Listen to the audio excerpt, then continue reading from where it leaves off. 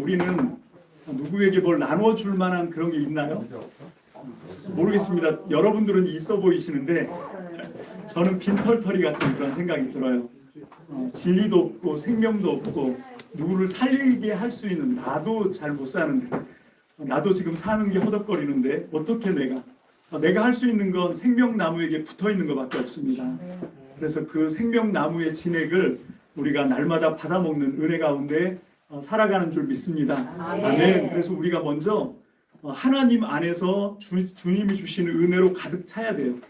가득 차는 정도가 아니라 차고 흘러 넘쳐야 됩니다. 이걸 플레로마라고 하는데, 헬라어로 아는 척에 죄송하지만 그렇게 하늘에서 하나님의 영광과 생명이 차고 흘러 넘쳐서 그게 이 땅 가운데 임한 것, 그게 아가페입니다. 그래서 우리가 정말 하나님의 사랑, 오늘 시간 내 심령 가운데 충만하게 채우시는 하나님의 은혜를 기대합니다. 오늘 그 말씀으로 우리에게 주시는 말씀은 갈라디아서 말씀입니다. 갈라디아서 5장인데요. 5장 13절로 15절 말씀입니다. 제가요 단톡방으로 여러분들에게 말씀을 올려드렸는데, 이게 가톨릭 200주년 성서입니다. 우리 한번 한 목소리로 하나님 말씀을 함께 받습니다. 시작. 형제 여러분, 여러분은 자유를 누리기 위하여 부르심을 받았습니다. 다만 이 자유를 육을 위하는 구실로 삼지 말고 오히려 여러분은 서로 사랑으로 남을 섬기시오. 실상 모든 율법은 내 이웃을 내 자신처럼 사랑하라는 한마디 말씀에 다 들어 있습니다. 그러나 여러분이 서로 물어뜯고 잡아먹으려 한다면 피차 멸망하게 될 것이니 조심하시오. 아멘. 기도합시다. 하나님 감사합니다. 오늘도 이제 대만 선교 어제 하루를 지나고 이제 본격적으로 우리가 하나님 전도를 시작하려고 합니다. 하지만 하나님, 우리가 정말 어떤 자세로 또 어떤 풍성한 마음으로 해야 할지 향방을 알지 못합니다. 그러나 우리 주님이 이끄시는 대로, 성령께서 감동 주시는 대로 하나님 우리가 따라가길 원합니다. 오늘도 말씀 가운데 기름 부어주시고 성령님 각 사람의 심령에 잘 박힌 모처럼 하나님의 말씀을 교통하여 주셔서 사람의 지혜가 아니라 하나님의 지혜로 말씀을 온전히 깨닫는 저와 우리 대만 선교팀이 다 되게 주님 축복해 주세요. 감사합니다. 예수님 이름으로 기도합니다. 아멘. 요즘은 너무 좋은 것 같습니다. 저는 성경에 낙서하는 거를 사실 되게 좀 꺼려했거든요. 왜냐하면 터부하는 그런 게 있어갖고 어떻게 성경에 내가 낙서를 해? 뭐 이런 게 있어요. 그런데 요즘은 어떻게 하냐면 인터넷을 들어가면요, 성경이 굉장히 많습니다. 그거를 이렇게 복붙이라고 하나요? 이렇게 컨트롤 C, 컨트롤 V 해갖고 프린트를 쫙 하는 거예요. 그런데 그냥 개정만 하는 게 아니라, 여러분 새 한글 성경이라고 들어보셨나요? 작년에 그게 나왔거든요. 너무 잘 번역을 했어요. 제가 보기에는. 그것도 보고, 근데 완벽한 건 없습니다. 그래서 저는 어떻게 알고, 그 다음에 영어 성경도 전 2개만 보는데 NIV를 봅니다. 이거는 원어를 그대로 직역하려고 한 영어 성경이에요. 그리고 또 CEV가 있습니다. 대한성서공회에 들어가시면 이게 뭔가 하면 가장 현대적인 영어 성경이거든요. 그 사람들이 어떤 이 마음으로 성경을 번역을 하냐면, 안 믿는 사람, 그래서 성경이나 신앙의 용어를 전혀 모르는 사람도 읽고 깨달을 수 있게 번역을 해놨어요. 그러니까 의역이 되게 많습니다. 그래서 이 2개를 비교해서 보고, 그 다음에 가장 기본 스탠다드인 개역 개정 놓고, 그 다음에 새 번역 놓고, 그리고 카톨릭 성경으로 갑니다. 가서 공동 번역을 보는데 그게 또 개정이 됐어요. 공동 번역 개정은 카톨릭에 없습니다. 우리 개신교 대한성서공회에 가면 이 공동 번역 개정이 있거든요. 그걸 또 한 줄 다운해 놓고, 그리고 제가 공부를 해보니까 지금 현재까지 나와 있는 우리 한글로 신약 번역된 것 중에 가장 정말 완벽에 가깝게 잘 번역해 놓은 성경은 가톨릭 200주년 기념 성서예요. 그래서 이건 가톨릭 성경에 들어가면 다 나옵니다. 그래서 그것도 한 줄 쫙 깔고, 그 다음에 가톨릭 성경 깔아 이렇게 놓습니다. 그렇게 쫙 한 절을 볼 때 번역을 쫙 해서 보면 뭐 주석 볼 필요가 없고요. 뭐 구태여 안 봐도 그냥 그걸 쭉 비교해서 읽어만 봐도 이게 무슨 뜻이구나 이렇게 가까이 갈 수가 있어요. 그래서 제가 오늘 그런 뜻으로 200주년 이걸 해놨거든요. 사실 그렇습니다. 이게 말씀을 섬기는 주의 종들 가운데는 각자 자기 달란트가 있어요. 우리 안 목사님은 영적으로 탁월하십니다. 그리고 저는 약간 지적으로 좀 탁월합니다. 그래서 이 두 개가 조화를 이루는 거죠. 자기 게 옳다 이러면서 남의 거를 깔보는 게 아니라 저는 저의 한계를 압니다. 그래서 저의 부족함을 우리 안 목사님, 훌륭하신 목사님이 채워주시고 또 저는 제가 잘하는 걸 하는 거지요. 그렇게 해서 서로 이렇게 시너지 효과가 이루어진다고 생각합니다. 그러니까 여러분들 오늘 머리가 쥐난다 이렇게 생각하지 마시고 짧게 할 겁니다. 대신 자, 저는 이번에 뭘 할까 기도를 하다가 갈라디아서를 좀 해봐야 되겠다. 왜 갈라디아서를 하려고 할까요? 왜 그런가 하면 유대교에서 기독교로 넘어올 때 가장 결정적인 게 갈라디아서입니다. 이건 뭐 제가 공부해서 안 거고 학자들도 이런 얘기 하는 사람들 제가 별로 잘 못 봤어요. 근데 저는 그렇게 굳게 믿습니다. 왜냐하면 제가 공부한 바로는 갈라디아서가 신약 성경에서 맨 처음에 쓰였어요. 저는 그렇게 공부를 하고 그렇게 깨달았습니다. 그래서 그걸 좀 이번에 풀어야 되겠다. 우리가 지금 선교를 왔잖아요. 사실은 이 갈라디아서를 읽어보면 여러분들이 그냥 오늘 우리의 눈으로 읽어보시면 모르고 내가 유대교인이다 생각하고 읽어보시면 그래서 지금도 그래요. 유대인 친구들을 만나서 물어봅니다. 제가 예수님 좋아? 그러면 그 사람들 예수님 좋다 그럽니다. 굉장한 선지자라고 얘기해요. 근데 그 사람들이 가장 철천지 원수라고 얘기하는 사람이 누구냐? 바울입니다. 갈라디아서만 읽어보면 알아요. 거기 읽어보면 너희가 율법으로 뭐 구원받으려고 택도 없는 소리 하지 마라. 율법으로는 저주로 떨어진다. 뭐 이렇게 얘기하거든요. 율법을 지켜서 구원받으려고 하면 그리스도에게서 떨어진 자다. 이렇게 얘기하고 내가 전한 복음 말고 다른 복음을 전하면 그게 천사라도 그게 나라도 하나님이 선벌을 내리실 거다. 이렇게 얘기를 하거든요. 그러니까 유대교인들의 입장에서 보면 이건 완전히 이건 뭐 이런 놈이 다 있어 이런 식인 거예요. 사도 바울 선생님이. 자, 그런데 오늘 우리가 이제 갈라디아서를 들어가기 전에 가장 기초적인 건데요. 여러분 구약 성경은 뭘로 쓰였죠? 히브리어, 원어가 히브리어입니다. 그런데 다 히브리어가 아니고요. 다니엘서에 들어가면 아람어가 조금 나와요. 에스라서에 가도 아람어가 좀 나옵니다.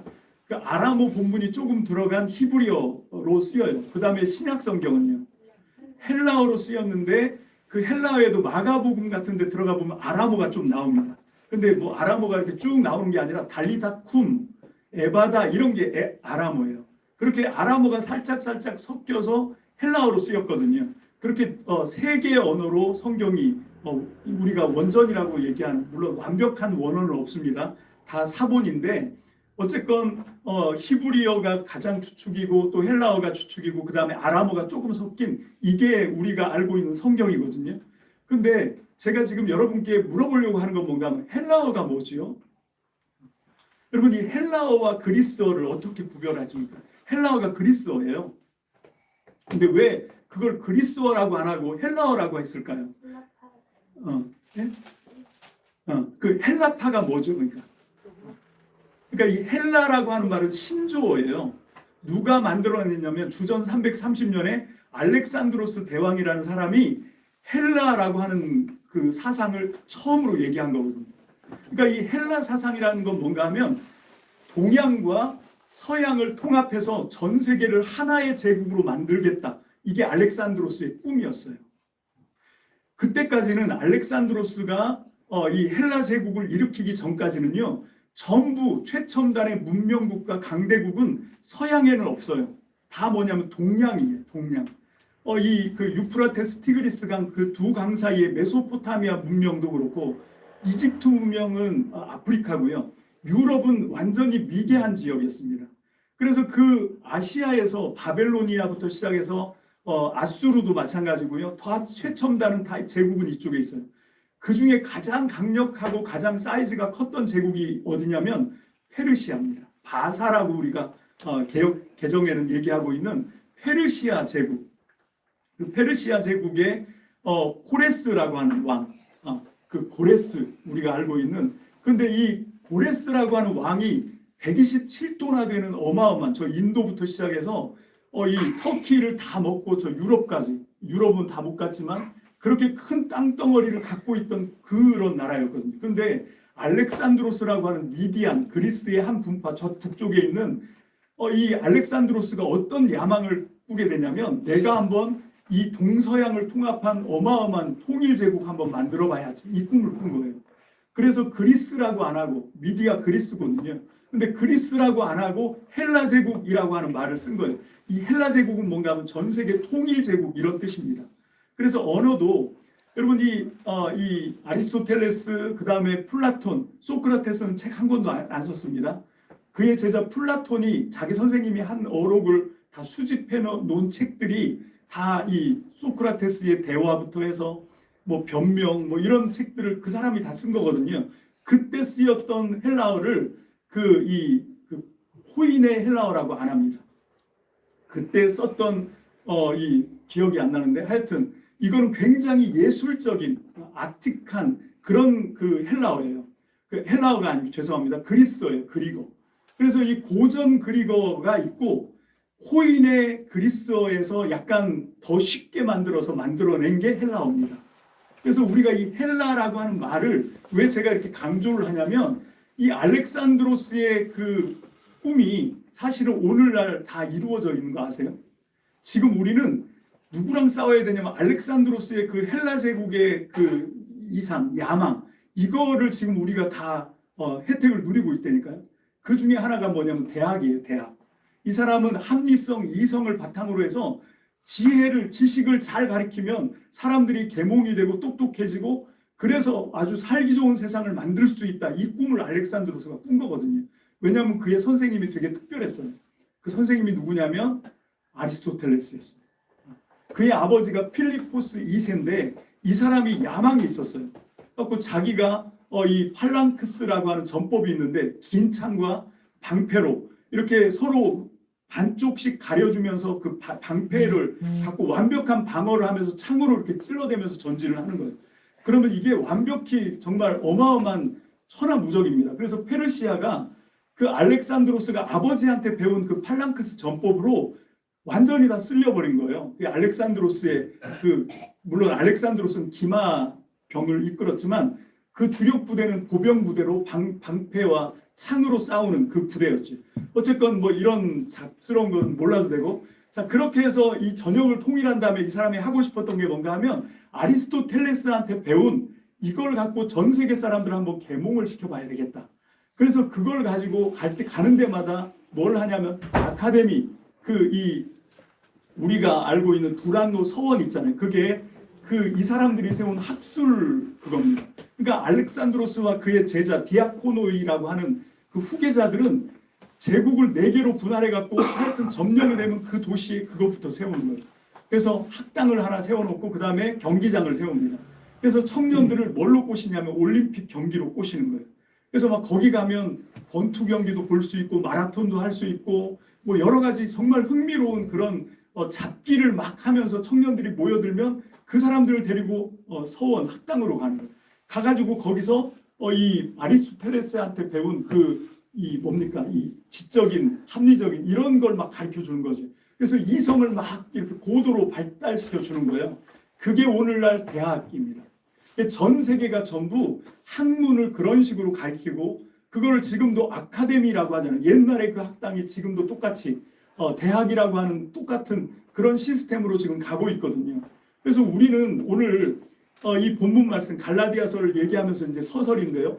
이 갈라디아서 말씀에서 이 사도 바울은 뭐와 싸우는 건가 하면 바로 이런 알렉산드로스의 그런 헬라파들의 야망 이거를 통쾌하게 부수는 겁니다. 사실은 이게.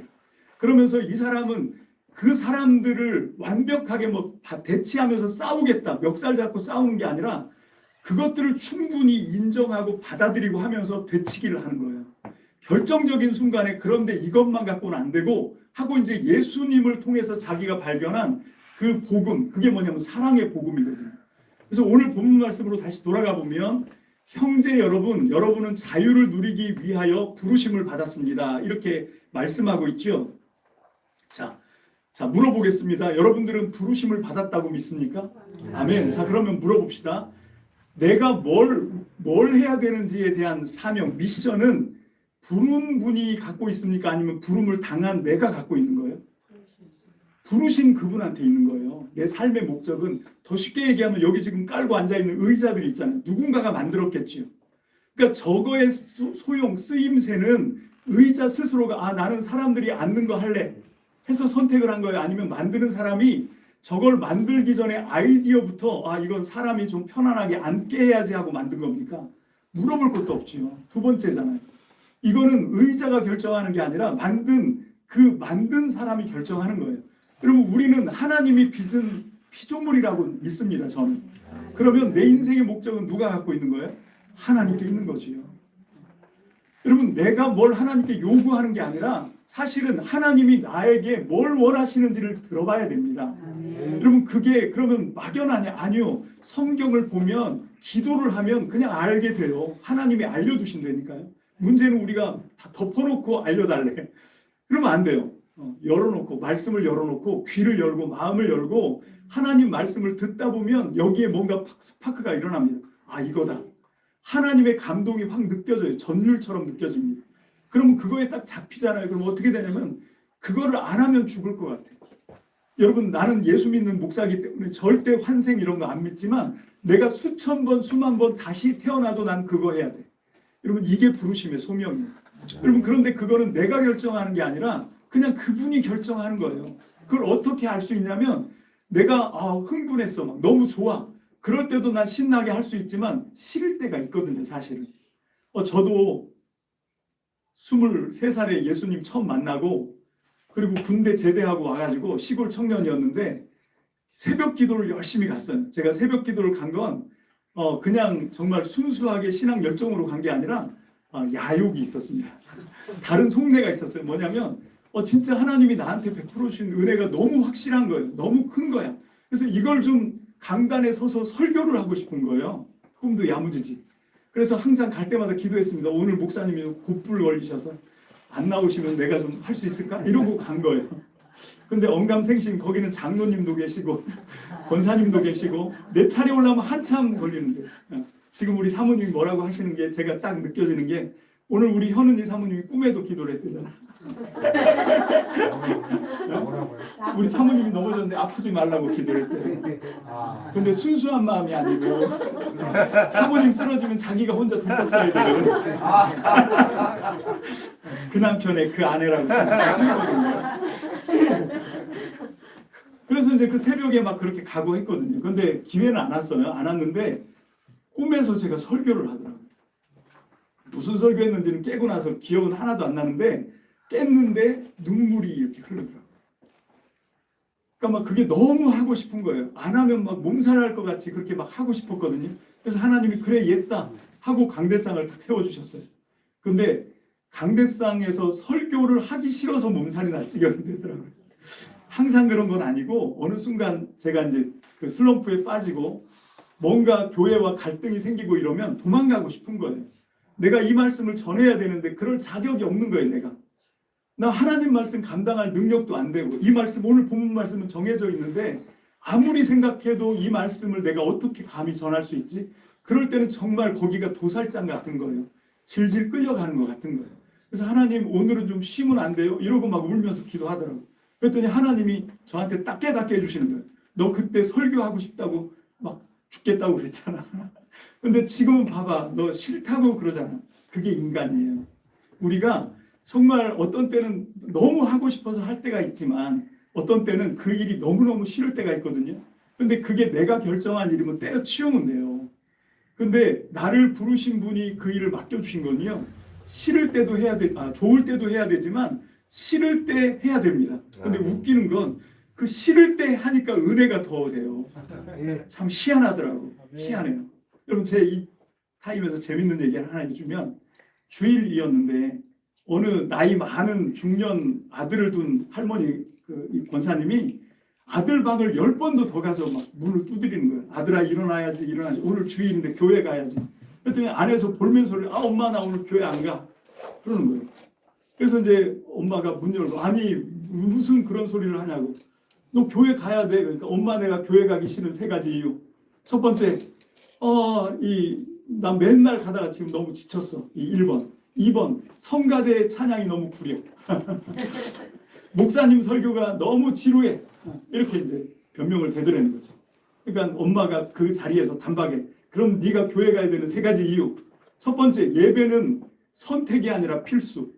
믿습니까? 아멘. 아멘. 좋든 싫든 우리 예배해야 되는 게 우리의 의무고 그건 우리의 필수적인 거지 선택이 아니야. 네가 좋을 때 예배하고 싫으면 안 하고 그 무슨 예배야. 2번, 성도님들이 너를 사랑하잖아. 사랑하는 성도님들이 너를 기다리고 있어. 3번, 제일 결정적인, 네가 그 교회 담임 목사야. 여러분 아십니까? 목사도 교회 가기 싫을 때가 있다고요. 안 그런 척하는 것뿐 오늘 내가 다 까나?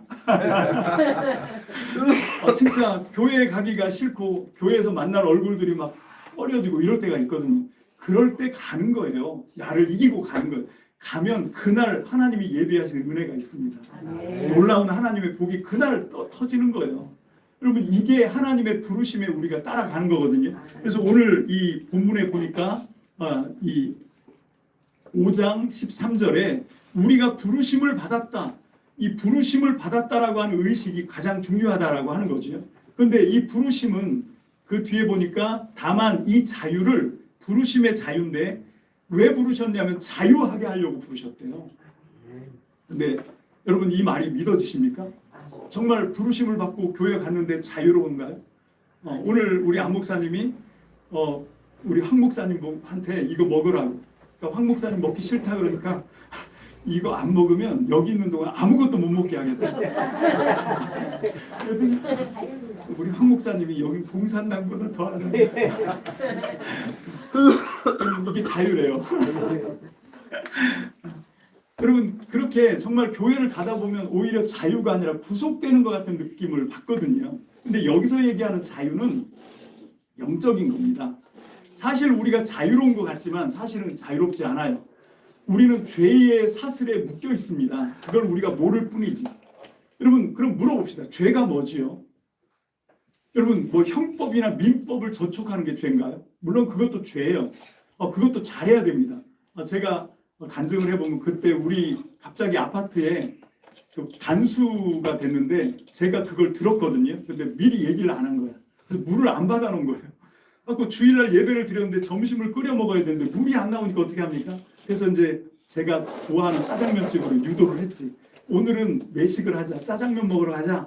그래서 우리 식구들 차를 태우고 짜장면 가게를 갔거든요. 가서 주차를 하려고 그러는데 가게 앞에는 차가 꽉 찼어요. 그래서 어쩔 수 없이 길 건너편에 빈자리 하나가 있어서 거기에 차를 딱 대고 성도님들하고 같이 내렸지요. 내려가지고 우리 성도들 이제 숫자가 나오지. 딱 다 모였는데 5명밖에 안 되더라고요. 그래서 제가 독수리 오형제라 그럽니다. 그 사람들이 지구를 지켜요. 기도해서 예배드리고 기도하고 신앙으로. 그래서 우리는 용감한 독수리 오형제다. 그리고 이제 식당을 갔는데 가서 어른들 4명은 그냥 아무 생각 없이 그 도로를 그냥 횡단해가지고 가게로 쑥 들어간 거죠. 거기가 한적한 길이거든요. 한적한 길인데 고등학교 2학년 학생 하나가 차에서 내리더니 갸웃갸웃 하는 거예요. 반주하는 친구인데 갸웃갸웃 하더니 한참 저 밑으로 내려가야 되거든요. 한참 내려가서 신호를 기다렸다가 신호를 딱 건너오더라고요. 그래서 제가 우리 성도님들한테 들어가서 나 짜장면 주문해놓고 저는 2손 공손하게 포개고 기다리고 있다가 다은이가 오길래 90도를 이렇게 절하면서 불법을 행한 목사가 여기 있다고 죽을죄를 지었다고 제가 다은이한테 다시는 내가 교통법규 안 어기겠다고 그랬거든요. 그래서 잘 지켜왔다고요.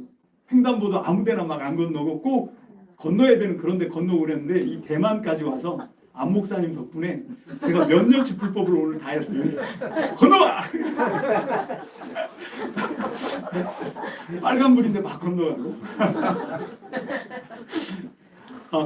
죄가 뭡니까? 죄가.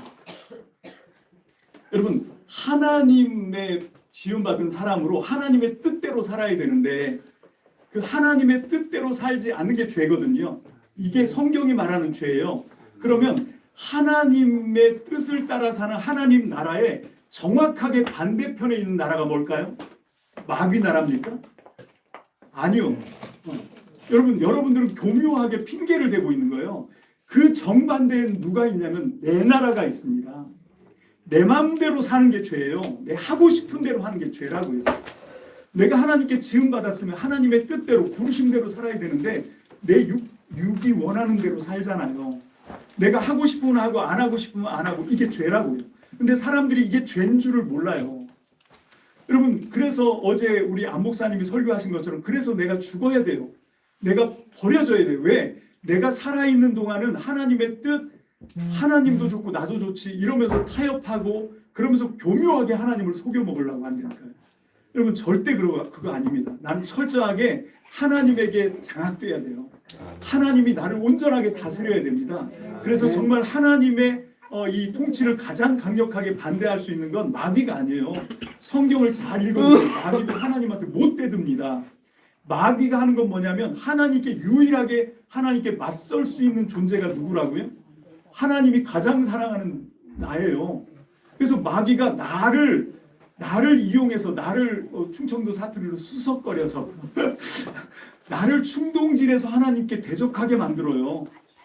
마귀는 하나님께 맞서는 순간 흔적도 없이 사라집니다. 사람만 하나님께 대적해도 하나님이 너무 사랑해서 그냥 봐주시는 거예요. 참아주시는 거예요. 여러분, 우리가 그거 아십니까? 하나님은 인자하십니다. 하나님은 자비하십니다. 하나님은 사랑에 풍성하십니다 할 때 그 자비, 그 사랑, 그 인자가요, 우리는 유교적인 관념으로 자꾸 생각해요. 불교의 그런 생각으로 자비를 생각합니다. 그거랑은 완전히 달라요. 하나님의 자비에는 뭐가 있냐면 피를 철철을 잃은 하나님의 희생이 있습니다. 하나님은 우리에게 인내하시고 기다리기 위해서 그냥 값없이 기다리는 게 아니라 어마어마한 희생을 하시면서 기다리는 거예요. 처절한 거예요. 하나님은 정말 피를 토하시면서 우리에게 그런 인내와 사랑과 의를 베푸시는 분입니다. 여러분, 그게 성경을 읽으면서 나오는 온유 이런 단어를 읽을 때 우리는요 정말 다시 생각하고 봐야 돼요. 몸소리를 치면서 봐야 돼요. 하나님이 우리에게 정말 평강을 주시고 우리에게 인자를 주시고 긍휼을 베푸시고 할 때 그 반면에 그걸 위해서 하나님이 당신이 치르신 어마어마한 희생이 있어요. 그건 우리가 상상할 수 없는 하나님의 낮아지심이고 하나님의 고통이고 하나님의 정말 희생이고 뭐라고 말할 수 없는 그런 우리의 인간으로 머리로는 이해가 안 되는 그런 엄청난 하나님의 그런 희생을 통해서 우리가 지금 여기 있는 거라고. 그러니까 우리가 하나님께 얼마나 하나님의 사랑에 감동하느냐에 따라서 우리가 변화하는 거예요.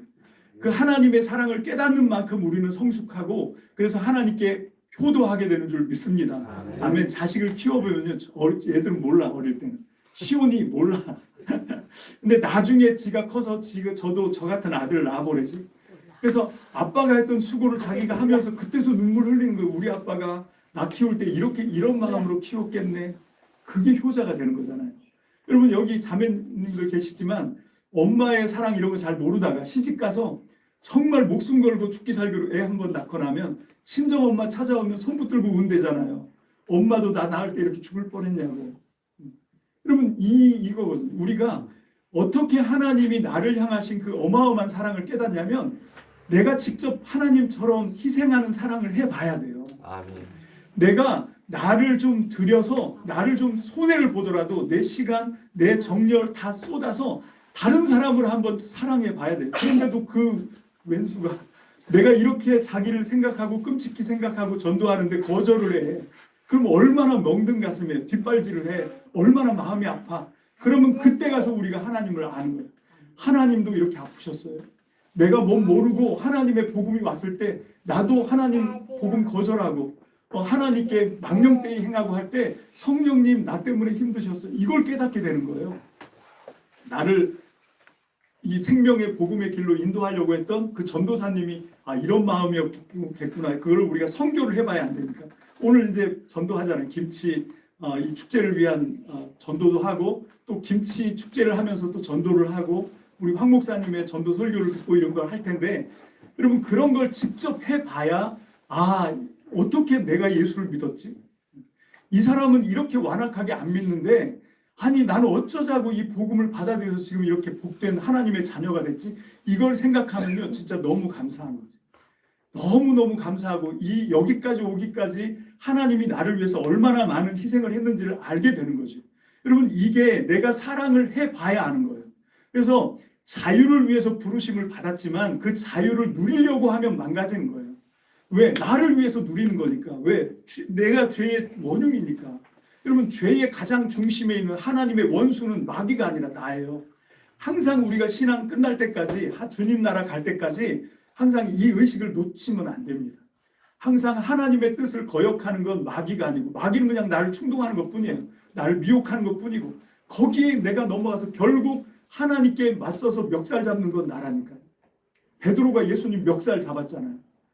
여러분, 그렇게 정말 하나님이 나를 위해서 뭘 했는데, 어떻게 하셨는데, 그런 거 다 모르고 내가 하나님께 대들 수 있는 망령된 존재라는 걸 알아야 내가 얼마나 두려운 존재인지를 아는 거예요. 우리가 하나님도 무서워해야 되지만 그와 똑같이 죄도 무서워해야 됩니다. 근데 그 죄는 나를 통해서 만들어지는 거예요.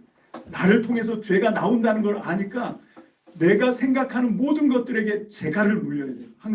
항상 스톱하고 이게 하나님 편에서 맞는지를 생각해야 돼요. 내가 좋은지가 아니라 이게 하나님이 진짜 원하시는지, 이게 하나님을 진짜 기쁘시게 하는 것인지를 항상 점검하면서 우리가 믿음 생활하시길 주의 이름으로 축복합니다. 아멘. 그것이 자유를 육을 위하는 구실로 삼지 않는 거예요. 자, 그리고 오히려 여러분은 서로 사랑으로 남을 섬겨줘야 됩니다. 이제 이 사랑은 저녁으로 토스를 하겠습니다. 오늘 저녁에도 제가 말씀이더라고요. 오늘 저녁에 하나님의 사랑에 대해서 우리가 좀 잘 배워야, 왜냐하면 사랑은 내가 만들어낼 수 있는 게 아니에요. 하나님의 사랑을 내가 전달받아야, 하나님의 사랑에 내가 전염돼야 다른 사람을 사랑할 수 있게 됩니다. 우리는 발광체가 아니에요. 태양처럼 우리가 빛을 내는 행성이 아닙니다. 우리가 빛을 내는 걸 별이라고 하지. 근데 우리는 별이 아니에요. 우리는 뭐냐면 반사하는 행성일 뿐입니다. 달처럼 그냥 태양빛을 반사하는 것뿐이거든요. 그래서 태양빛을 많이 받으면 보름달이 되는 거고, 태양빛을 조금 받으면 금음이 되는 거예요. 여러분, 옆에 있는 사람한테 물어보세요. 당신은 보름달입니까? 금음입니까? 시작. 당신은 보름달입니까? 금음입니까? 자, 이게 영적으로 좀 얼굴을 활짝 피셔야 돼요. 안 하면 옆에 있는 분 다리미로 좀 펴주세요. 자, 보름달. 그러려면 하나님의 사랑을 진짜 진진 받아야 돼요. 정말 하나님의 사랑을 완전히 정말 하나님의 사랑으로 충만하시길 주의 이름으로 축복합니다. 네. 그래서 이 유명한 미국의 전도자인데, 하나님 너무 뜨거워요. 좀 멈춰주세요 할 정도로. 모세가 그랬잖아요. 하나님 이만하면 충분해요 할 정도로 하나님의 풍성한 사랑 받는 저와 여러분들 되시길 주의 이름으로 축복합니다. 아멘. 아멘. 자, 그 다음에 14절, 실상 모든 율법은 내 이웃을 내 자신처럼 사랑하라는 한마디 말씀 안에 다 들어 있습니다. 여러분, 사랑은 모든 율법을 완성한다라고 하는 말이지요. 우리 개역개정에 그렇게 써 있고, 자, 그래서 오늘 이제 말씀을 정리하려고 합니다. 나머지 말씀들은 이제 뒤로 패스를 할 건데요. 중요한 건 오늘 이 시간 우리에게 주시는 하나님의 말씀은 우리로 하여금 여기서 왜 부르셨는가 하는 까닭이에요. 여러분, 왜 우리가 여기 와 있어요? 대만 선교하려니까. 이 중에 어떤 분들은 혹시 이런 분이 있나요? 안 가면 안 목사님한테 죽을 것 같아서. 다행히 그런 분은 없습니다. 여러분, 분명히 여러분들이 하나님이 여기를 부르신 까닭이 있어요. 그런데 그건 하나님께 있습니다. 그런데 오늘 이 말씀을 통해서 저는 한 가지 캐치를 했어요. 뭐냐면, 네가 그냥 자유롭게 하려고 부른 게 아니에요. 육신의 자유를 위해서 부른 게 아니라 뭘 위해서 부르셨다고요? 사랑을 위해서. 아멘. 여기 있는 사람들에게 하나님의 사랑을 전달하는 저와 여러분들 되었으면 좋겠습니다. 아멘. 아멘. 그래서 하나님의 사랑을 전달하다 보면 우리가 알아요. 내가 좀 부족하구나. 그럼 어떻게 해야 되죠? 어떻게 해야 됩니까? 다시 하나님께로 가야 돼요. 가서 말씀과 기도를 통해서, 하나님, 내가 전하다 보니까 막혔어요. 하나님, 내가 전하다 보니까 이런 부분에 내가 속상했어요.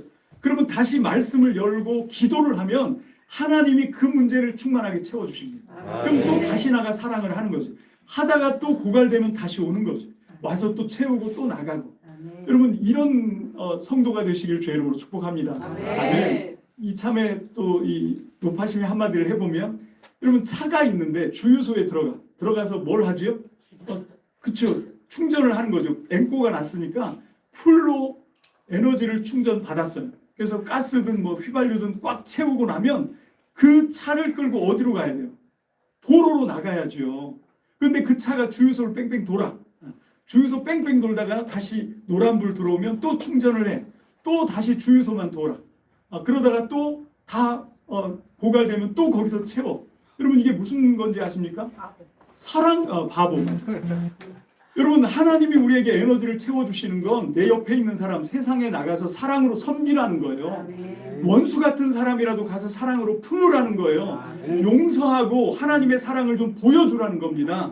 근데 그게 아니라 자기 만족으로 그냥 나만 만족하면 돼. 그러고 그냥 교회만 왔다 갔다 해. 이게 주유소 뺑뺑 도는 거예요. 여러분 이러면 하나님이 저 위에서 보고 우리 오진자 사모님이 얘기한 것처럼 바보! 이 바보야. 세상으로 나가라. 나가서 부딪혀요. 부딪히고 사랑을 하다가 보면 부족해. 다시 채우면 돼요. 하나님은 언제나 넉넉하게 채워주실 줄 믿습니다. 아멘. 그래서 오늘 우리가 전도할 때 다른 건 다 몰라도 진짜 하나님의 사랑이 넉넉하게 말 안 통하죠. 저도 안 통해요. 근데 그냥 표정으로 보여주는 거예요. 그냥 그 사람들 만났을 때 그냥 눈으로 보여주는 거예요. 자, 마지막으로 이제 우리 참믿음교회 인사하고 마치겠습니다. 이제 맑은샘교회 인사네요. 맑은샘교회 인사를 어떻게 하냐면 간단해요. 사랑합니다. 행복하소서. 새 일을 시작할 시간입니다. 이 세 가지를 하거든요. 근데 말로만 하는 게 아니라 사랑합니다. 행복하소서. 새 일을 시작할 시간입니다. 이 세 가지를 하거든요. 못 외우겠어요? 사랑합니다. 행복하소서. 새 일을 시작할 시간입니다. 자, 이걸 하는데 시작할 시간입니다. 말이 중요한 게 아니라 액션이 중요합니다. 액션이. 자, 사랑은 뭘로 하죠? 사랑은 뭘로 해요? 마음으로 하잖아요. 마음으로 하는데 그 마음을 볼 수 있는 유일한 창이 있어요. 그게 뭡니까? 눈. 그러니까 여러분들의 눈에 옆에 있는 사람이 그냥 딱 봤을 때 와 진짜 이 사람 나 사랑하는데 너무 뜨거운데 할 정도로 눈 부르지 마시고 아니 눈 부르라는 얘기가 아니잖아요. 이 타임에 눈을 부르면 어떻게 합니까? 여러분 이 비밀 아세요? 저는 제 아내랑 눈을 5분을 못 마주쳐요. 왜냐하면 1분도 안 돼서 제가 울거든요. 주여. 그러니까 그 아내의 사랑의 마음이 너무 막 뜨겁게 다가와서 감격해요. 여러분 이거 꼭 하셔야 돼요. 하루도 목사 우는 거 봅시다. 너무 잘 울어요. 근데 여러분 사랑한다고 하면서 안 쳐다봐. 이거 사랑 아닙니다. 진짜 사랑하면 시간을 멈추고 한 3분만이라도 손잡고 서로 이렇게 눈을 봐야 돼요. 눈을 통해서 마음을 좀 들여다보는 거예요. 자, 사랑합니다는 눈을 서로 쳐다보는 거고요. 그 다음에 행복하소서는 어떻게 할까요? 행복. 네, 행복.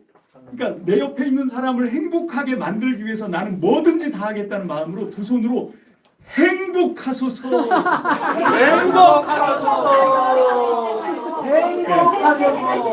새 일을 시작할 시간은 타임이 중요해요. 손잡이 맞아야 돼요.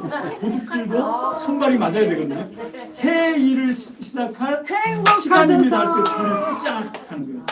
자, 둘이 새 일을 시작할 시간입니다. 자, 여기에 잘 안 맞으면 늙은 거예요. 자, 한 번 더. 새 일을 시작할 시간입니다.